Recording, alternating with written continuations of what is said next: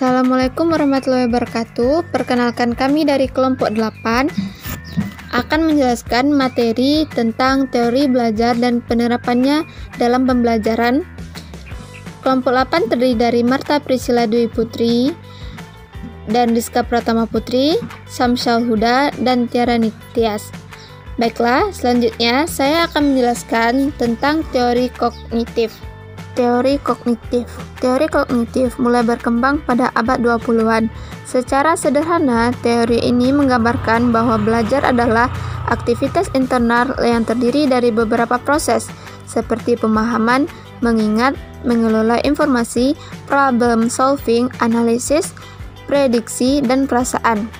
Ada juga yang menggambarkan bahwa teori belajar kognitif itu ibarat komputer. Proses awalnya dimulai dengan input data, kemudian mengolahnya hingga mendapat hasil akhir. Beberapa tokoh yang berperan menggambarkan teori ini adalah Jean Piaget, Brunner, and Eusebio. Dalam proses belajar mengajar di sekolah, contoh penerapan teori kognitif adalah guru menggunakan bahasa yang mudah dipahami oleh peserta didik, serta memberi ruang bagi mereka untuk saling bicara serta diskusi dengan teman-teman. Belajar menurut teori kognitif. Teori belajar kognitif lebih mementingkan proses belajar daripada hasil belajarnya. Pengertian belajar menurut teori kognitif adalah perubahan persepsi dan pemahaman yang tidak selalu membentuk tingkah laku yang dapat diamati dan dapat diukur. Asumsi teori ini adalah bahwa setiap orang telah memiliki pengetahuan dan pengalaman yang telah tertata dalam berbentuk struktur kognitif yang dimilikinya. Proses belajar akan berjalan dengan baik jika materi pelajaran atau informasi baru beradaptasi dengan struktur kognitif yang telah dimiliki seseorang. Tahap-tahap perkembangan kognitif. Yang pertama, tahap sensori motor pada umur 0-2 tahun. Ciri pokok perkembangan berdasarkan tindakan dan dilakukan langkah demi langkah. Kemampuan yang dimilikinya antara lain melihat dirinya berbeda dengan objek sekitarnya, mencari rangsangan melalui sinar lampu dan suara, memperhatikan sesuatu lebih lama, mendefinisikan sesuatu dengan memanipulasinya, dan memperhatikan objek sebagai hal yang tetap lalu ingin mengubah tempatnya. Yang kedua, tahap pre-operasional pada umur 2-7 atau 8 tahun. Ciri pokok perkembangan pada tahap ini adalah pada penggunaan simbol atau bahasa tanda dan mulai berkembangnya konsep-konsep intuitif. Tahap ini dibagi menjadi dua, yaitu pre-operasional dan intuitif. Pre-operasional pada umur 2-4 tahun, anak telah mampu menggunakan bahasa dalam mengembangkan konsepnya, walau masih sangat sederhana. Maka sering terjadi kesalahan dalam memahami objek.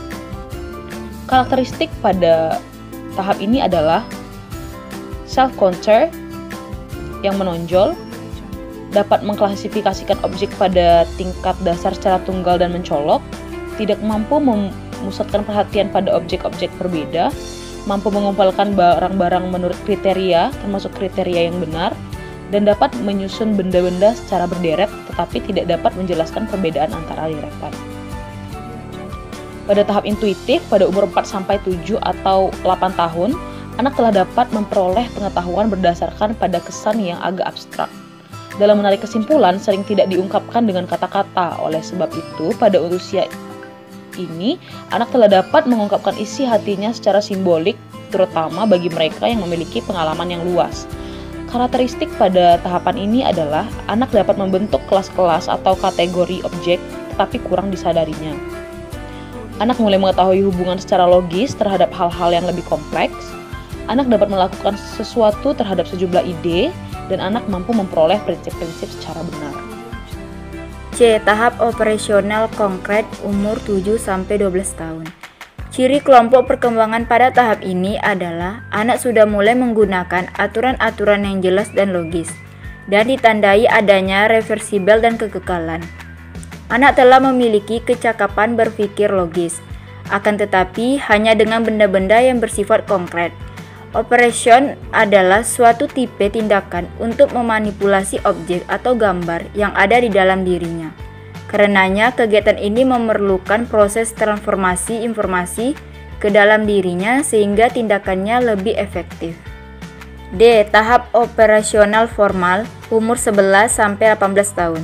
Ciri pokok perkembangan pada tahap ini adalah anak sudah mampu berpikir abstrak dan logis dengan menggunakan pola berpikir kemungkinan. Pada tahap ini, kondisi berpikir anak sudah dapat 1. Bekerja secara efektif dan sistematis, 2. Menganalisis secara kombinasi. Dengan demikian telah diberikan 2 kemungkinan penyebabnya, misalnya C1 dan C2 menghasilkan R. Anak dapat merumuskan beberapa kemungkinan. 3. Berpikir secara proporsional, yakni menentukan macam-macam proporsional tentang C1, C2, dan R misalnya. Penerapan teori kognitif dalam kegiatan pembelajaran. Hakikat belajar menurut teori kognitif dijelaskan sebagai suatu aktivitas belajar yang berkaitan dengan penataan informasi, reorganisasi perseptual, dan proses intelektual. Kegiatan pembelajaran yang berpijak pada teori belajar kognitif ini sudah banyak digunakan dalam merumuskan tujuan pembelajaran, mengembangkan strategi dan tujuan pembelajaran, tidak lagi mekanistik sebagaimana yang dilakukan dalam pendekatan behavioristik. Kebebasan dan keterlibatan siswa aktif dalam proses belajar amat diperhitungkan agar belajar lebih bermakna bagi siswa. Sedangkan kegiatan pembelajarannya mengikuti prinsip-prinsip sebagai berikut. 1. Siswa bukan sebagai orang dewasa yang mudah dalam proses berpikirnya. Mereka mengalami perkembangan kognitif melalui tahap-tahap tertentu. 2. Anak usia prasekolah dan awal sekolah dasar akan dapat belajar dengan baik, terutama jika menggunakan benda-benda konkret. 3. Keterlibatan siswa secara aktif dalam belajar amat dipentingkan, karena hanya dengan mengaktifkan siswa, maka proses asimilasi dan akomodasi pengetahuan dan pengalaman dapat terjadi dengan baik. 4. Untuk menarik minat dan meningkatkan retensi belajar, perlu mengaitkan dengan pengalaman atau informasi berupa dengan struktur kognitif yang telah dimiliki si pelajar. 5. Pemahaman dan retensi akan meningkat jika materi pelajaran disusun dengan menggunakan pola atau logika tertentu, dari sederhana ke kompleks. 6. Belajar memahami akan lebih bermakna daripada belajar menghafal. Agar makna, informasi baru harus disesuaikan dan dihubungkan dengan pengetahuan yang telah dimiliki siswa. Tugas guru adalah menunjukkan hubungan antara apa yang sedang dipelajari dengan apa yang telah diketahui siswa. 7. Adanya perbedaan individual pada diri siswa perlu diperhatikan, karena faktor ini sangat mempengaruhi keberhasilan belajar siswa. Perbedaan tersebut misalnya pada motivasi, persepsi, kemampuan berpikir, pengetahuan awal, dan sebagainya.